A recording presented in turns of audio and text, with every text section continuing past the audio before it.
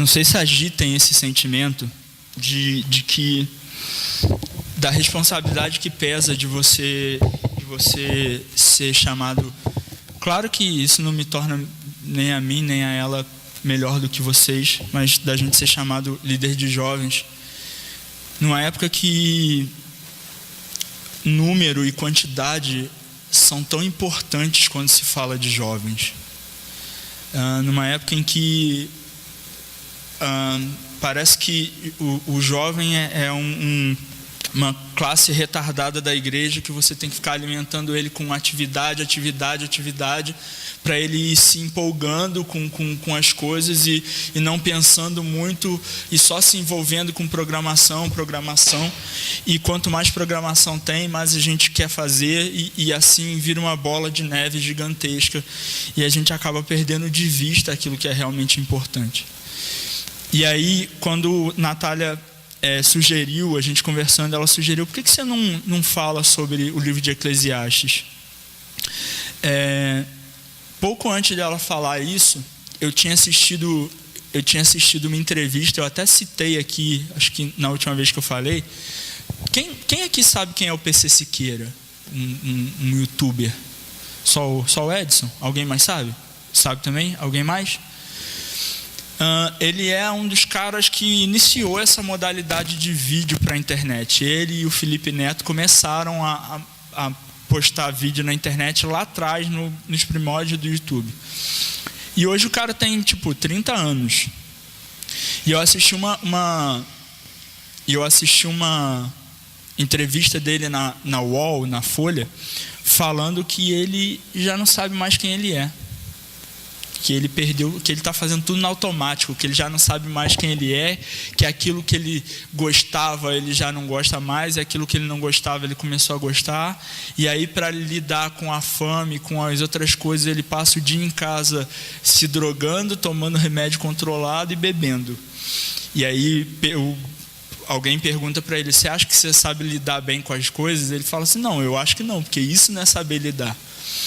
E parece que às vezes essa falta de sentido no que a gente está fazendo entra até mesmo dentro da igreja.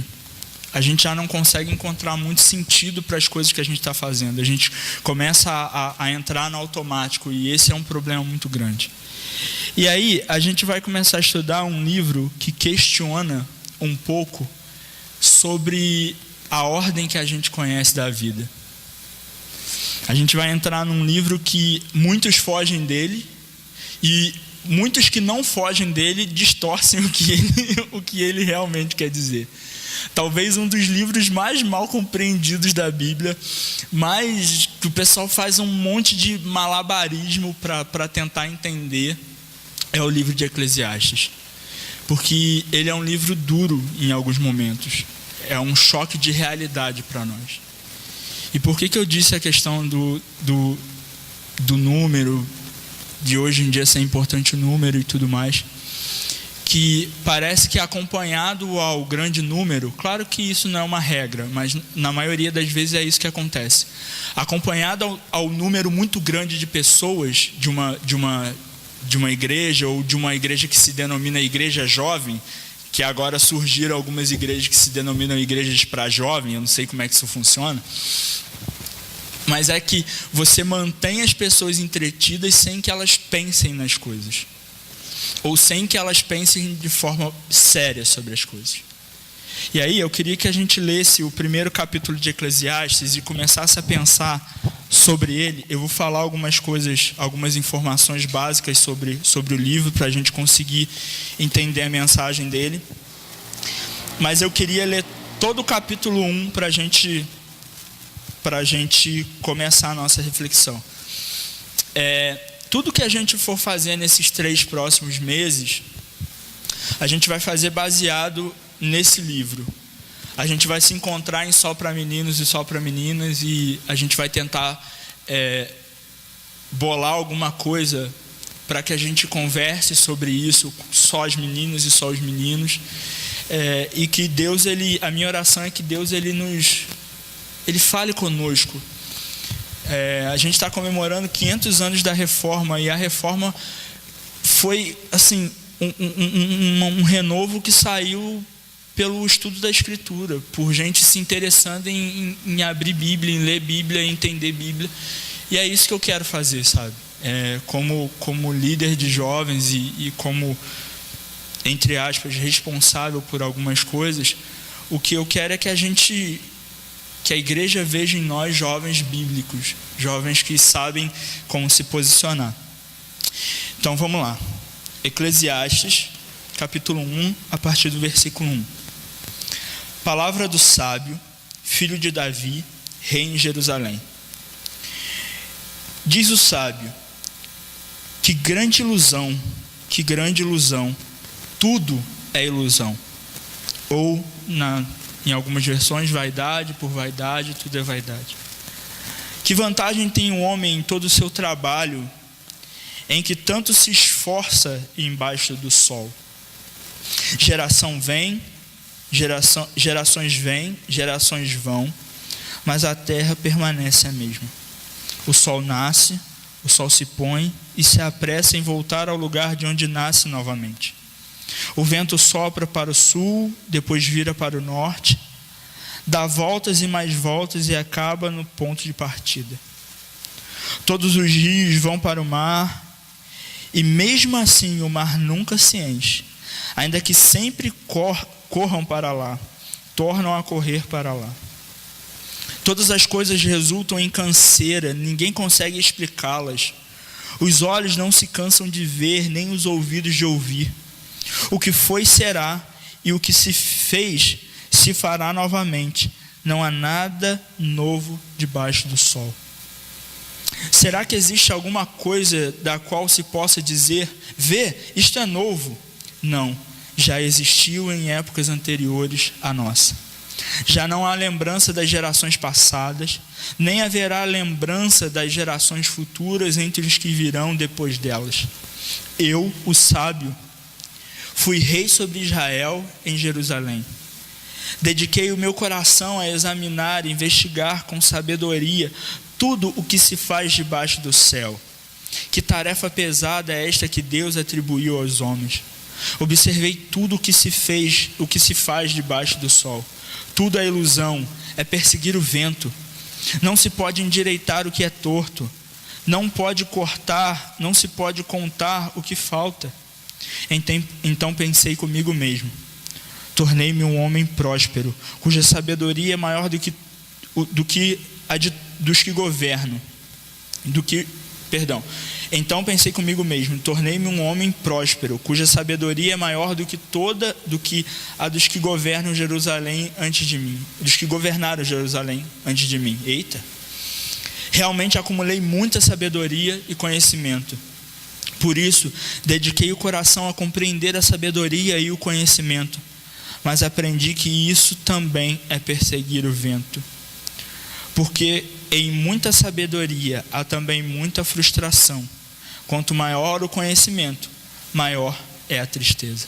Bem simpático, um início de livro muito simpático, não é mesmo? Algumas coisas que a gente tem que entender para que a gente não tenha uma visão errada sobre o livro de Eclesiastes. Primeiro e mais importante de tudo, ele está no Antigo Testamento. Isso é óbvio. Por que eu digo isso? Talvez você não saiba, mas nós somos privilegiados. A Bíblia diz que profetas e pessoas do Antigo Testamento queriam ter visto e ouvido o que nós vemos e ouvimos. É claro que no contexto imediato do que a Bíblia fala em relação a isso, eles estavam falando dos discípulos, porque os discípulos viram Jesus e andaram com Jesus e viram Jesus o cumprimento das promessas do Antigo Testamento. Mas eles dizem, a Bíblia vai dizer que nós que vivemos pós-Cristo, ou seja, depois de tudo que Cristo fez por nós somos privilegiados, porque muitos dos que profetizaram essa época queriam viver nessa época. E por que isso é importante para a gente entender? Nós temos a revelação completa. Se você se dedicar a ler e estudar a Bíblia, você tem a revelação completa. Tudo que você precisa saber para a sua salvação está na Bíblia. Certo? Então, para a gente é fácil entender como é que as coisas funcionam. Mas pensando em Israel e no Antigo Testamento, Deus ele se revelava progressivamente à nação de Israel. Ele não chegou e abriu a porta e falou: oi, eu sou Deus, o Criador de vocês. E é isso, isso e isso. Não. À medida que a história de Israel ia avançando, e essa é a beleza do Antigo Testamento, é de você ler e perceber a progressão de como Deus ele vai se revelando ao povo, e como ele vai se mostrando um Deus cuidador, um Deus santo, um Deus criador, um Deus sustentador. A gente vai percebendo o caráter de Deus. E outra coisa, provavelmente o livro de Eclesiastes é um dos livros que o pessoal mais tenta desacreditar, dizendo que ele não foi escrito por Salomão. Mas, ao que tudo indica, foi Salomão quem de fato escreveu. Talvez tenha rolado uma edição final que não foi Salomão que fez, mas o conteúdo dele é de Salomão. E a Bíblia diz que Salomão ele excedeu em sabedoria todos os da sua época, que nunca houve alguém tão sábio na época quanto Salomão. Um cara que escreveu sobre várias coisas, um cara que construiu um império. Na verdade, com ele, Israel alcançou a maior extensão territorial. Davi foi grande, Davi é o ponto de referência, mas Salomão é quem constrói o templo, Salomão é quem expande o reino, a ponto da rainha de Sabá vir lá do cantão do não sei aonde para vir conhecer o que estava acontecendo em Israel. E é esse cara que se coloca para escrever sobre sabedoria. E aí é interessante porque se tem uma coisa que o nosso tempo é diferente daquele tempo, é o modo como as pessoas vivem. Para o seu amigo ateu que diz que não, Deus não existe e tudo mais, pede para que ele te prove, nessa época, algum povo que não tinha algum tipo de religiosidade. Algum povo que não buscava alguma coisa transcendente. Toda essa área ali onde acontece a história bíblica, e toda a área que vai ser a vizinhança dos povos bíblicos, você vai ver algum tipo de religião sendo praticada. E religião essa que influencia diretamente no modo como as pessoas enxergam a vida. E aí, pulando um pouco o contexto imediato do texto e trazendo para os nossos dias, dá para entender por que a nossa geração ela é tão inquieta em si mesma. Porque tudo que é metafísico, tudo que a gente não consegue controlar, tudo que a gente não consegue pegar com as mãos, nos assusta hoje em dia. Nós temos uma geração que vai pelo olho. Está aí a prova do YouTube. O YouTube é uma das ferramentas mais acessadas do mundo. Está aí o Instagram, que é outro. Tudo na base da visão. As propagandas são feitas na base do olhar, pegando pesado em várias tentações, certo? Ontem eu estava passando alguns canais e vi lá, eu nem sabia que isso existia. Na verdade, eu não estava passando de canal, eu estava assistindo um negócio no YouTube. E aí eu vi a questão não sei se alguém aqui ouviu falar desse caso. Vocês ouviram falar do caso da Miss Bumbum evangélica? Alguém já tinha escutado falar desse caso? Existe uma Miss Bumbum evangélica no Brasil. E ela posa para revistas sensuais e não nua, mas com fotos insinuantes. Então, para vocês verem o nível como a coisa chegou, o apelo visual, o apelo para tudo quanto é lado, é dentro da igreja, até dentro da igreja, se vocês querem saber. Como? Através das propagandas, através das promessas. Natália, hoje a gente estava assistindo um negócio e ela falou comigo assim: poxa, esse pessoal promete uns negócios tão fora da realidade, tão fora da curva. 2025, o ano dos milionários, o ano... E aí a gente vai construindo a nossa experiência em cima de uns negócios meio sem sentido. A gente vai sendo movido pelos nossos sentidos mais pobres, que são visão, que a gente pode ser facilmente enganado por aquilo que a gente vê. E a nossa geração é totalmente visual. É difícil você conversar com um jovem sobre morte, por exemplo. Tem crente que você fala de morte com ele e fala, cruz credo, me deu um negócio aqui. Não vamos falar de morte. O Edson fez um negócio que é verdade mesmo, dependendo de quem for, a pessoa faz sinal da cruz de morte. Não, que isso. Aí a gente fala de amor, mas a gente fala de um amor que é só o amor, aquele que a gente resolve em cima de uma cama entre duas pessoas do mesmo sexo ou não, de sexos diferentes ou não.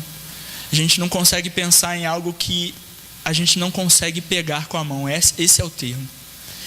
Já o pessoal dessa época, eles viviam embebidos por uma realidade, não todos eles, mas a gente percebe que a religião influenciava muito a vida cotidiana deles. Israel, então, nem se fala. O calendário de Israel era regido pela revelação que Deus tinha dado em relação às festas, ao sacrifício, aos dias santos.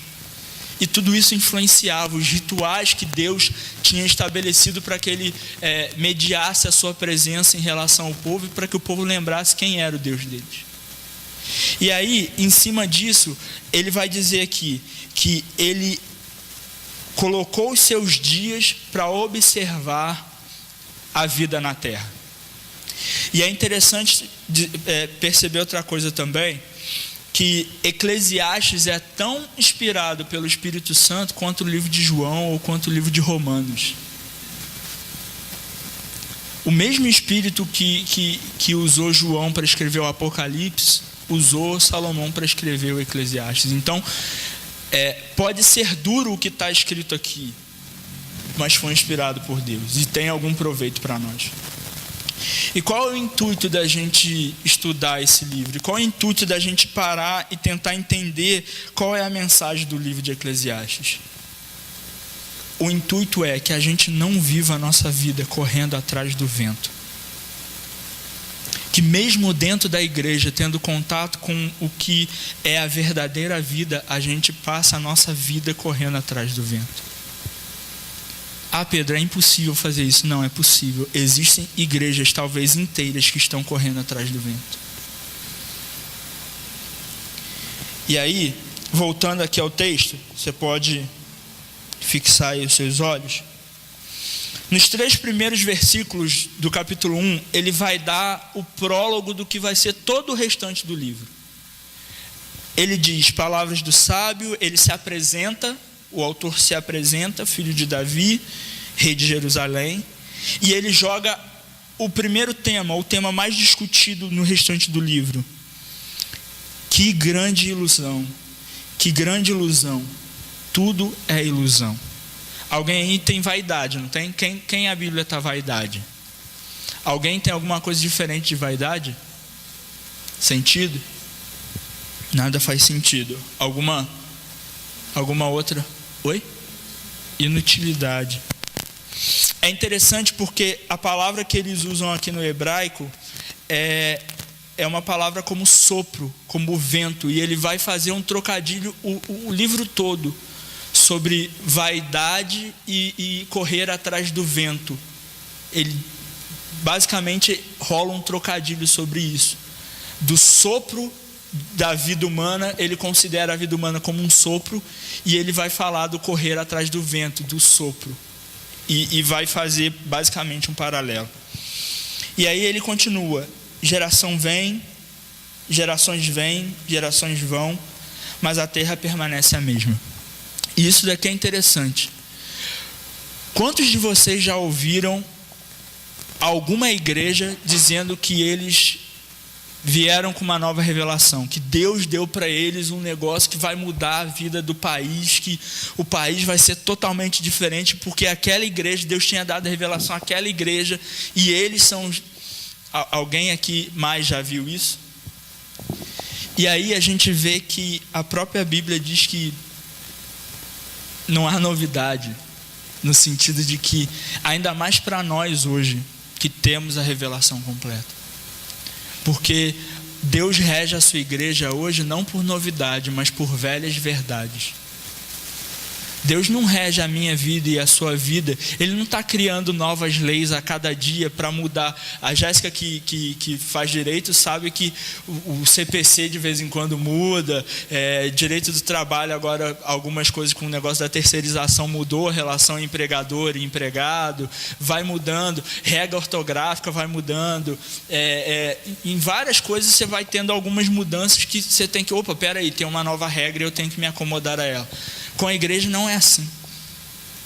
Nós somos regidos por velhas verdades, verdadeiras, mas antigas. Velhas no sentido de antigas. E aí ele continua no seu super otimismo. Sintam o tom de otimismo do escritor. O sol nasce e o sol se põe, se apressa em voltar ao seu lugar, de onde nasce novamente. Ou seja, ele está descrevendo ciclos. O vento sopra para o sul, depois vira para o norte, dá voltas e mais voltas e acaba no seu ponto de partida. Outro ciclo.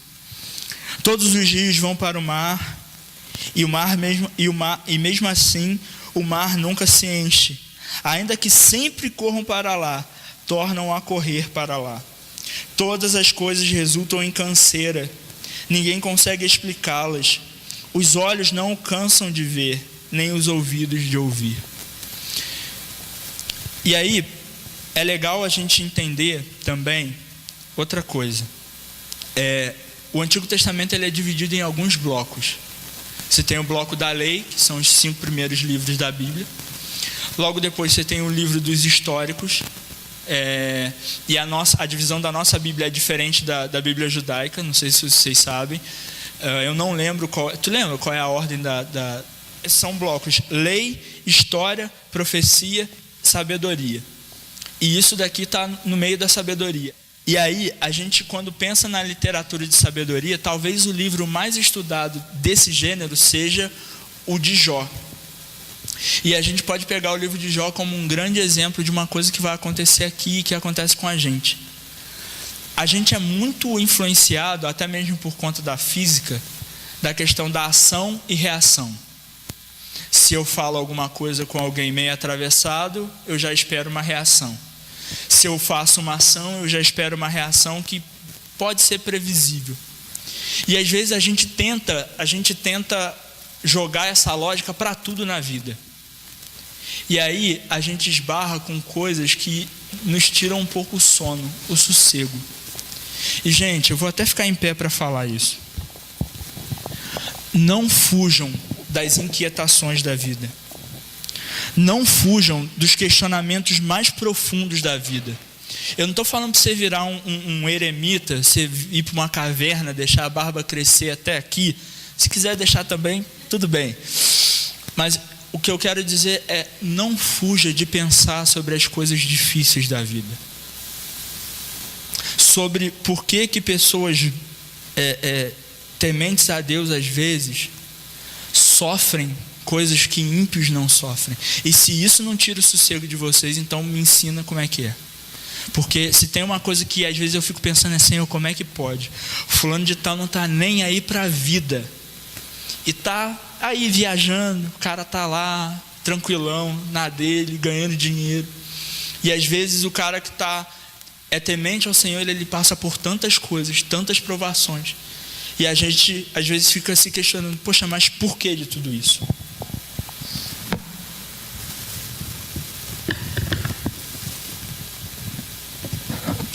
Não fujam dessas perguntas. Perguntas difíceis, como o problema do mal.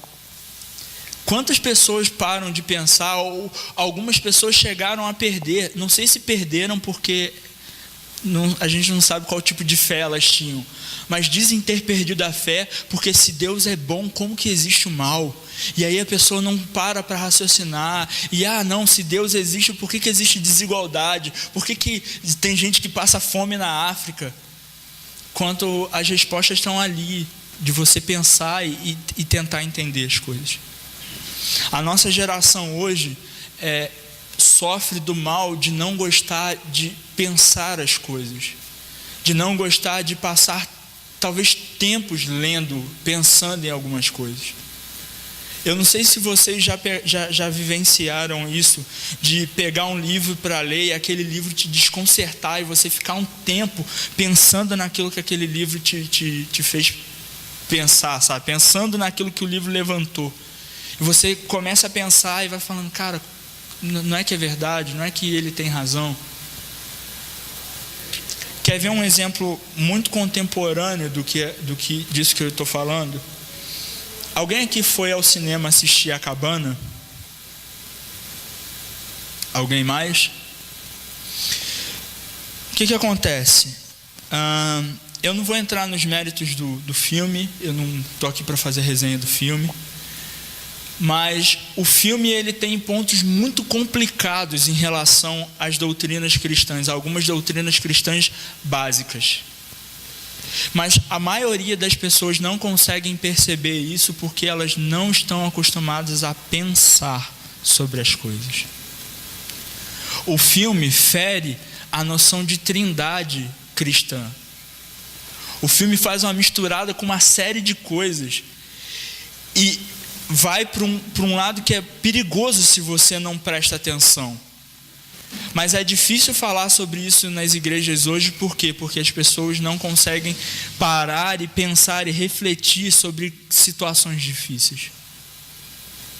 E da mesma forma que o autor de Eclesiastes, nós nos damos conta um dia, duvido que ninguém aqui em algum dia acordou, sentou na sua cama e falou assim, cara, por que eu tenho que levantar para trabalhar? Ou ninguém aqui se perguntou, caramba, por que eu estou indo para a faculdade? Por que eu estou estudando? Duvido que ninguém aqui nunca teve um períodozinho, nem que for, um pequeno, de questionar por que faz tudo o que faz. O dia continua tendo 24 horas. Às vezes ele passa mais rápido por conta do volume de coisas que a gente tem para fazer. Não é verdade? E aí vai aqui uma curiosidade. Quando aquele irmãozinho, muito fiel à Bíblia, diz assim, você vira para ele e fala assim, cara, o dia passou hoje e eu nem vi. Aí o irmãozinho vira para você e fala assim, está se cumprindo o que Deus disse, o que Jesus disse, que os dias seriam abreviados. Não era disso que Jesus estava falando. O dia continua tendo 24 horas. A questão é a quantidade de dias que vão se abreviar, é o que a Bíblia diz. O dia continua tendo manhã, tarde e noite. Você continua passando no mínimo 6 horas no trabalho. Você continua pegando trânsito todos os dias para sair de casa. Você continua se relacionando com pessoas e essas pessoas vão te alegrar ou vão te decepcionar. Você continua vendo injustiças no mundo. Você continua vendo gente que rouba pessoas pobres, se safando na justiça, e pessoas pobres, desesperadas, cometendo crimes que têm que ser punidos porque são crimes, mas com uma severidade muito maior sobre elas do que com quem pratica atos maiores, digamos assim, de roubo e corrupção. A nossa vida ela é toda recheada de perguntas que a gente não consegue responder se a gente não parar e pensar um pouco mais, de uma maneira um pouco mais séria. E o livro de Eclesiastes, ele vai tratar dessas coisas. Ele vai fazer a gente pensar na nossa vida de uma maneira diferente. E a grande chave para a gente entender o livro de Eclesiastes se em Provérbios a gente tem um Salomão, em Provérbios não, em Cantares a gente tem um Salomão jovem, apaixonado, beija-me com os teus beijos, e lá cantando para uma mulher, e aquilo dali está filmando, mas eu não me importo. Aquilo dali é como é que eu posso dizer? É um livro que fala de amor entre homem e mulher mesmo. Não está falando de Cristo e a igreja, porque Cristo não tinha vindo. Ele está falando da relação de um homem e de uma mulher, sabe? Claro que tem toda a aplicação, mas é uma relação de um homem e de uma mulher. É Salomão todo animado, porque talvez recém-casado, né? Felizão. O livro de Eclesiastes já é um Salomão um pouco mais vivido. E provavelmente ele viveu situações que tiraram ele da zona de conforto. Viram que a vida não era só o Eclesiastes, os cantares, digamos assim. A vida não era só andar pelos pastos verdejantes com a sua amada e tomando um bom vinho e finalizando com uma bela noite de amor, porque é isso que o texto vai dizer em alguns pontos em Cantares. E aí, mais tarde, quando ele está mais maduro ainda, ele vai escrever Provérbios, que é quando ele já viu o que tinha que ver, quando ele já entendeu algumas coisas, e a gente vai ver a sabedoria de Provérbios, algumas coisas que são, até as pessoas que não são cristãs, às vezes usam provérbios bíblicos para aplicar na sua vida. Não é verdade? Mas o grande X do livro de Eclesiastes é o seguinte: ele fala de alguém que excluiu Deus da equação da vida. O autor, ele não nega a existência de Deus, óbvio. Ele não nega a fé em Deus.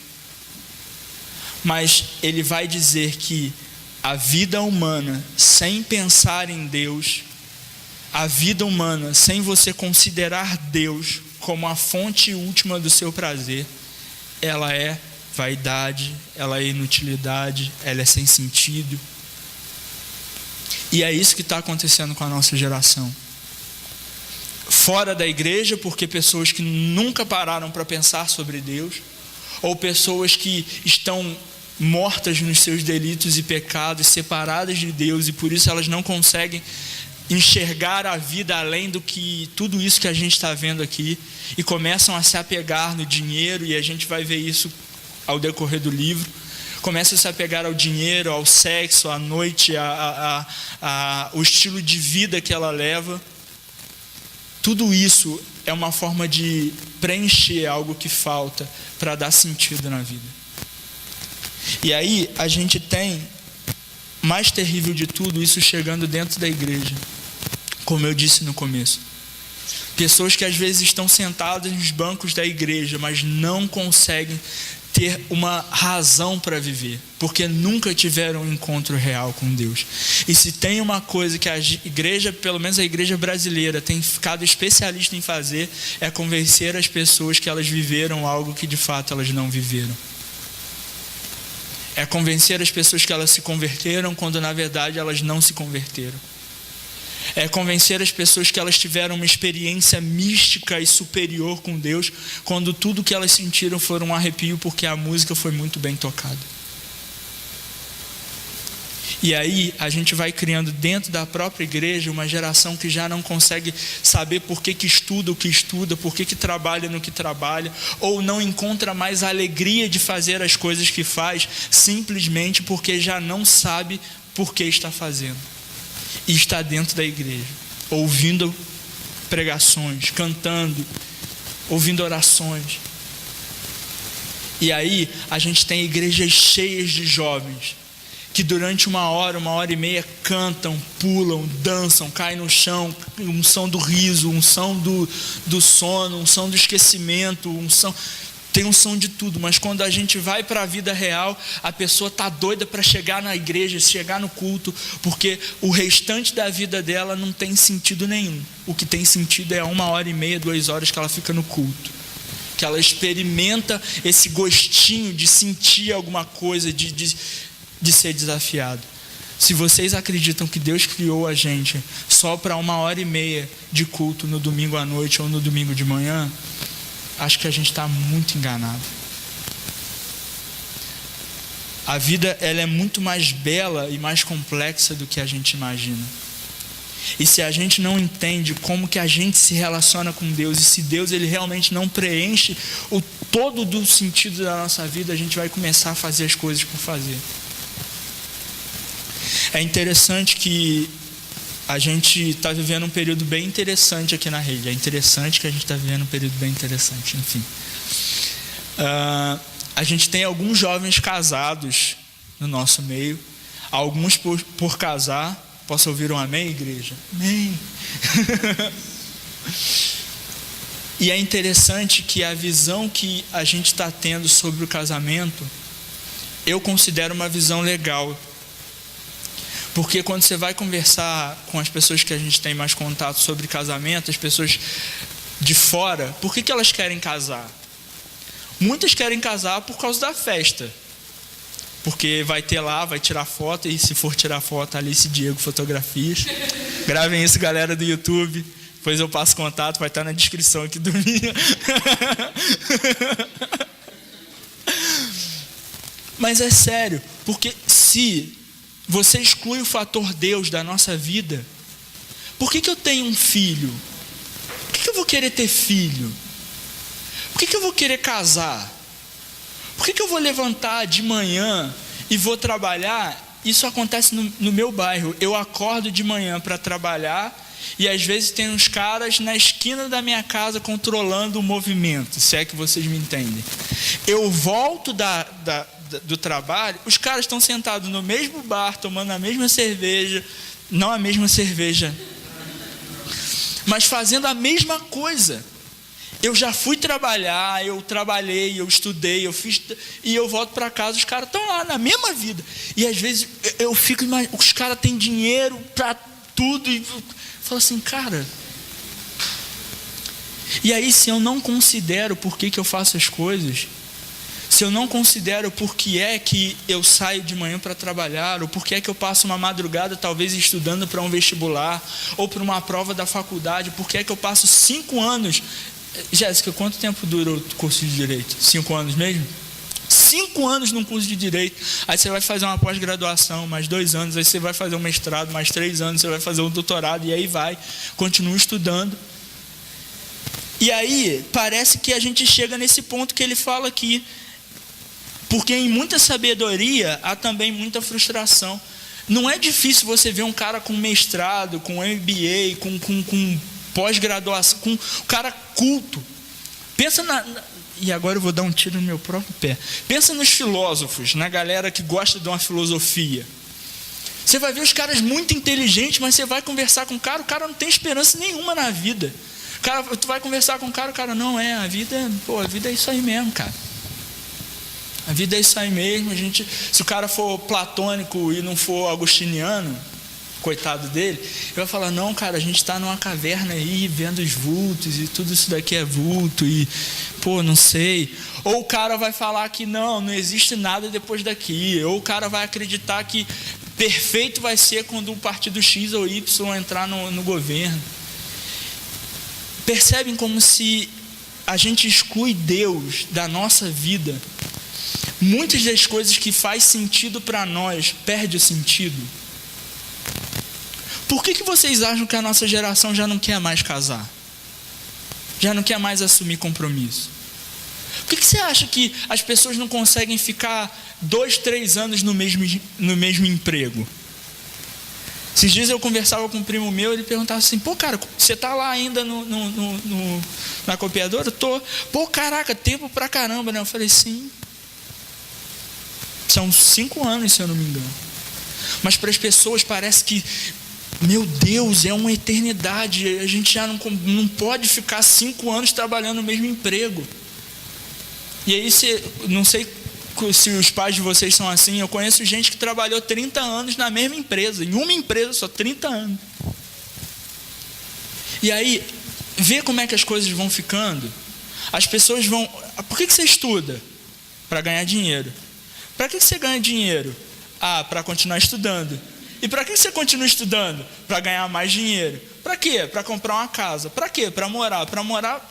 E não tem fim. As pessoas vão uma atrás da outra e não tem fim. É o que ele está falando aqui. O sol nasce, vai lá para cima, ilumina, se põe, o dia começa, o dia termina, as pessoas correm atrás das coisas. E é só isso.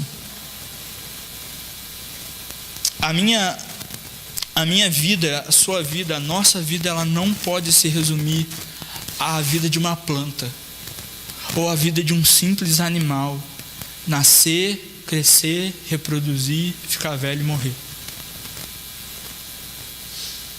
É isso que vai acontecer. Mas a gente não pode olhar para isso tudo de uma perspectiva meramente humana.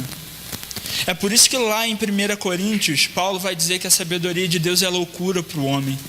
Porque a sabedoria de Deus, ela te faz acreditar que num dia, esteja você vivo ou morto, nós vamos encontrar com o Criador desse universo.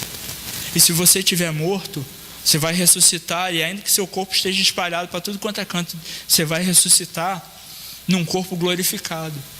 E se você estiver vivo, o seu corpo vai ser glorificado em vida, porque Cristo ele vai vir encontrar você e eu. Nós vivemos com uma esperança, nós vivemos com um sentido. Parece chato e parece que... Eu já ouvi várias pessoas falando isso. O pessoal mais reformado, o pessoal mais frio, né? A galera da geladeira. Parece que o lema deles é fazer tudo para a glória de Deus. Eles só sabem falar isso, fazer tudo para a glória de Deus. Mas me parece que toda a Bíblia, na verdade, aponta para isso, a glória de Deus. E se a gente exclui o Deus dessa glória da nossa vida, o que vai sobrar? Domingo eu estava dando aula aqui para os adultos na EBD, e eu falava que quando o homem peca lá no jardim, quando Adão e Eva pecam no jardim, a fonte de satisfação deles, que era Deus, o ser supremo do universo, o ser criador de todas as coisas, o ser mais perfeito de todos, ele é substituído por qualquer coisa, menos ele mesmo. O homem já não tem mais prazer em Deus, ele tem Deus como seu grande inimigo. E para você que acha que o seu amigo da faculdade, ele quer Deus, mas ele não consegue, ele não quer Deus. Se o Espírito Santo não abrir os olhos dele, ele nunca vai querer Deus. Se o Espírito Santo não convencer ele de que ele é pecador, ele nunca vai querer Deus. E a vida dele vai continuar num ciclo vicioso. É por isso que você vê em faculdade gente se matando por conta de ansiedade. O pessoal que está na faculdade aqui, provavelmente você conhece alguém que fica super ansioso em época de prova. Fica maluco, surta, tem que tomar remédio para dormir, tem que tomar remédio para concentrar, tem que tomar remédio para isso, e a pessoa tira nota ruim, o pai começa a ficar em cima, e a pessoa começa a desenvolver depressão, e aí a pessoa começa a ficar depressiva, e ela tem síndrome do pânico, e ela fica maluca, e ela começa a ver coisas onde não tem, e ela sente várias coisas, e ela já não consegue mais ter alegria no que ela está fazendo, porque tudo é um grande pesar. E aí ela encontra com a série na Netflix que fala que saída é se matar, e beleza, a vida está um lixo, então vamos se matar. Então essa é a saída. Por quê? Porque não há sentido na vida sem Deus, e isso não pode ser realidade para a gente. A nossa vida não pode ser vivida baseada na nossa reunião de sábado à noite, na nossa reunião de domingo à noite, nos nossos encontros comunitários como corpo de Cristo. A gente tem que ver um sentido na nossa vida em família. Por que eu pretendo casar com Natália? Por que eu acho que eu devo casar? O que é o casamento para mim? O que é a vida em família? Por que é que eu quero estudar? Por que eu quero conhecer as coisas? Por que eu venho à igreja? E aí, voltando lá para o texto, e eu já estou terminando, para a gente orar, eu queria que a gente tivesse mais um período de oração, e depois a gente vai terminar cantando. Ele diz assim, a partir do versículo 12: Eu, o sábio, fui rei sobre Israel em Jerusalém. Dediquei o meu coração a examinar e a investigar com sabedoria tudo o que se faz debaixo do céu. Que tarefa pesada é esta que Deus atribuiu aos homens. Observei tudo o que se faz debaixo do sol. Tudo é ilusão e perseguir o vento. Não se pode endireitar o que é torto. Aí, está contrariando uma música que diz o contrário. Vocês devem saber dessa poesia muito bonita. Enfim, espero que tenham sacado a referência. Me perdi, fui fazer piadinhas inúteis e me perdi. 15, obrigado. Não se pode endireitar o que é torto. Não se pode contar o que falta. E, gente, se tem uma coisa que a gente sofre hoje em dia, que a nossa geração sofre hoje em dia, é pelo que falta. A pessoa não tem, mas ela quer tanto ter, ela quer tanto contar com aquilo, ela quer tanto... E fica aquele desespero. E a gente vai discutir sobre isso no papo reto que a gente vai ter esse mês sobre consumismo. Que a pessoa vive a vida correndo atrás de algo que ela não tem, mas que é o sentido da vida dela, mesmo ela não tendo. Conseguiram pegar a coisa? A pessoa gasta a vida toda perseguindo algo, ou a juventude toda perseguindo algo que não tem. E talvez nunca vai ter. Eu fico impressionado como popularidade hoje em dia é tão importante para algumas pessoas. Como ser popular, ser conhecido, seguidores e likes e tudo isso tem mexido com a gente, cara. Sejamos sinceros com a gente mesmo, isso tem mexido com a gente. Uma das coisas e eu vou falar aqui, mas eu não tô falando para vocês fazerem a mesma coisa, mas uma coisa que me libertou foi ter dado um tempo do Facebook. Até mesmo porque chegou numa época, eu brinco com o Edson isso, que se a gente bota bom dia lá, tem gente, esse bom dia aí, ó. Esse bom dia aí, ó. Mas as pessoas estão mendigando a atenção. Porque se sentem sozinhas. Porque se sentem vazias. E por mais que a gente que gosta bastante de ler, de estudar, a gente saiba que tem muito do estudo, tem muito da leitura, a religião não é só isso, tem algo transcendental também. O Espírito Santo de Deus habitando em nós, nos fazendo uma nova criatura, dando sentido à nossa vida, Ele nos faz sentir coisas também. O problema é que falar sobre sentir coisas hoje dentro da igreja se tornou algo muito difícil, porque tudo é o espírito hoje em dia. Tanto o cara que está lutando contra um pecado e está todos os dias orando, pedindo: Senhor, mata minha carne. E a gente vê esse cara vencendo um pecado e a gente fala: cara, é o Espírito Santo agindo na vida dele. Olha só como ele está lutando, olha como ele está mudando em relação a esse pecado, essa atitude. Tanto esse cara como aquele cara que está caindo, todo culto começou o seu irmãos, vamos começar o culto. Pá, o cara cai no chão. É o Espírito, gente, é o Espírito. Tudo é o Espírito. Então fica difícil falar sobre sentir coisas, mas Deus faz com que nós sintamos coisas verdadeiras, concretas, que talvez você vai ter alguma dificuldade em explicar para as pessoas. E a única coisa, vai chegar momentos que a única coisa que você vai falar é: cara, a única coisa que eu posso te dizer, peça a Deus para te proporcionar o que eu estou te falando, eu não sei te explicar. Como é que você crê nisso? Eu simplesmente creio, algo dentro de mim crê, e eu não consigo explicar em último nível como eu creio, mas eu creio.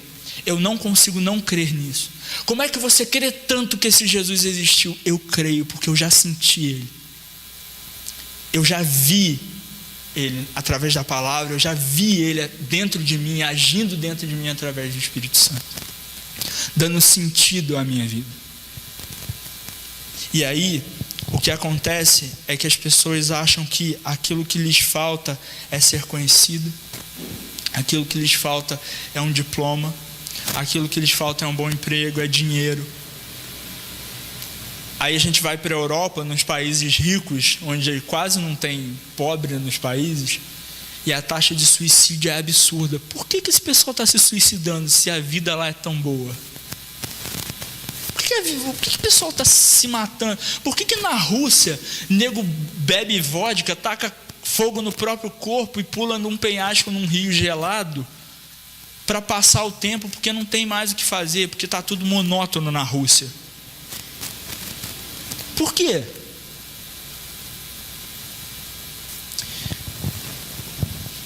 Para a gente orar, e eu espero que tenha esse primeiro contato nosso com o livro tenha sido proveitoso.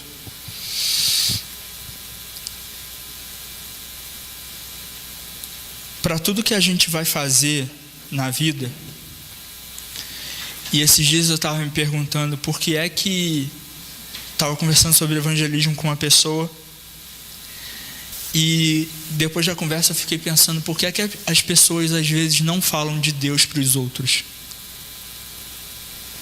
Você já parado para se perguntar por que tem muita gente que é cristã e não fala de Deus para as pessoas que convivem com ela e não são cristãos? Muito provavelmente porque essas pessoas ainda não sentiram, de fato, o novo nascimento. Ou talvez porque essas pessoas ainda não veem sentido na vida cristã. Elas não experimentaram o aquecer do seu coração. Cristo não se tornou o grande Senhor da vida delas. Então, como que elas vão falar de algo que nem faz tanta diferença assim para elas? Às vezes a Natália fica falando comigo assim: pô, você não me conta as coisas. E realmente, às vezes eu esqueço e realmente não conto. Enfim. Você não me conta as coisas. E às vezes eu falo com ela: mas não aconteceu nada de interessante, de muito, caramba, que eu vou chegar em casa e vou contar para a Natália que aconteceu tal coisa. Mas existem coisas que acontecem na nossa vida que a gente quer contar para as pessoas. E talvez muitas pessoas não falem sobre Jesus porque elas nunca tiveram essa experiência de sair do seu quarto. E eu não estou falando nem de uma reunião onde tem uma música, onde tem um clima, uma atmosfera. Estou falando do quarto, de você ter uma experiência com Deus lá, no secreto do seu quarto. Deus te responder alguma coisa que você vem há muito tempo perguntando a Ele, pedindo a Ele direção. Você conseguir vencer um pecado que há muito tempo você vem lutando contra ele. De você ter a experiência de Deus abrir uma porta para você onde você nem imaginava. E você sabe que é Deus e aquilo preenche o seu coração. Ou você pedir um renovo a Deus e pedindo: Senhor, enche-me do Teu Espírito Santo, renova o Teu Espírito Santo em mim, renova o Teu Espírito Santo em mim, a ponto de você sair do quarto transbordando do Espírito Santo e ter vontade de contar para as pessoas o que está acontecendo dentro de você. O que pode explicar a nossa inabilidade com o evangelismo hoje em dia é simplesmente o fato de que muitas pessoas, algumas não falam de Deus porque não tiveram o contato, e algumas falam de Deus mesmo sem ter o contato. Aí apela para estratégias humanas, e aí confia na argumentação, e aí confia que ela argumentando e falando, ela vai convencer a pessoa. Se tem uma coisa que acontece quando nós compartilhamos a nossa experiência, não é que nós vamos convencer a pessoa de que nós não convencemos ninguém, mas nós testemunhamos, nós falamos, nós proclamamos a verdade de Deus. A Bíblia diz que quem convence o homem do pecado, da justiça e do juízo é o Espírito Santo. Mas como ouvirão se não há quem pregue? Quem vai para o campo falar? Quem vai falar de Deus numa segunda-feira de manhã? Não é verdade? Quem vai feliz trabalhar numa segunda-feira de manhã, cantando ao Senhor? É difícil, não é verdade? Mas nós precisamos ser essas pessoas. Mas não ser essas pessoas simplesmente porque, não, eu sou crente, eu tenho que falar de Jesus. Não. Eu vivi, eu tenho um relacionamento com Deus, a minha vida tem um sentido, eu realmente estudo para a glória de Deus. Eu posso estudar teologia ou eu posso estudar recursos humanos, eu faço para a glória de Deus. Eu posso trabalhar numa multinacional, eu posso trabalhar numa copiadora tirando xerox o dia todo, eu faço para a glória de Deus. Eu posso nunca sair da minha cidade, como eu posso ser levado a viajar a vários lugares, eu faço para a glória de Deus. E se tem uma coisa que eu peço a Deus em relação a nós, rede jovem dessa igreja, é que o Senhor, Ele nos dê tanta satisfação nele, Ele nos encha tanto de alegria nele, Ele nos mostre a glória dele, no sentido de que a gente enxergue a grandeza da nossa esperança, no sentido de que a gente enxergue por que é que nós estamos vivendo e para quem nós estamos vivendo. E aí não importa se é segunda, se é terça, se é quarta, se é quinta, a gente não vai mais correr atrás do vento, a gente vai ter sentido para tudo que a gente faz. E aí, no momento da dor, a gente vai saber onde procurar abrigo, no momento da alegria, a gente vai saber onde procurar abrigo, no momento da espera, da angústia, do silêncio de Deus. E não se engane, em alguns momentos Deus vai ficar em silêncio, em alguns momentos Ele não vai te responder imediatamente, Em alguns momentos Ele vai trabalhar o seu caráter com situações. E aí, se você não tem prazer no Deus da sua criação, se você precisa chegar na igreja e ver alguma coisa miraculosa acontecer para acreditar que Deus está com você, você vai ter um grande problema nesses momentos de silêncio de Deus. É por isso que a gente precisa confiar. E aí, mesmo com as discordâncias que eu possa ter teologicamente falando com o Tiago Arraes, eu me lembro de uma das frases de uma das canções dele: dos dias que mesmo sem te sentir, eu sei, a tua presença esteve aqui, ou está aqui. Que o Senhor, ainda que a gente não sinta nada, ainda que a gente não veja nada grandioso acontecendo, que a gente viva todos os nossos dias na presença de Deus, diante de Deus, fazendo tudo para a glória de Deus. Não estou falando que, vou assistir um filme, vamos orar antes de assistir o filme aqui. Senhor, muito obrigado pelo filme. Não estou falando nisso, mas é o sentimento de gratidão ao Senhor. De que a nossa vida, ela é muito mais do que pagar boleto no final do mês, ainda que a gente pague muitos boletos no final do mês. Que a nossa vida é muito mais do que esperar pela sexta-feira, para o final de semana. É sentir alegria com Deus na sua oração na quarta-feira, no meio da semana. Entende?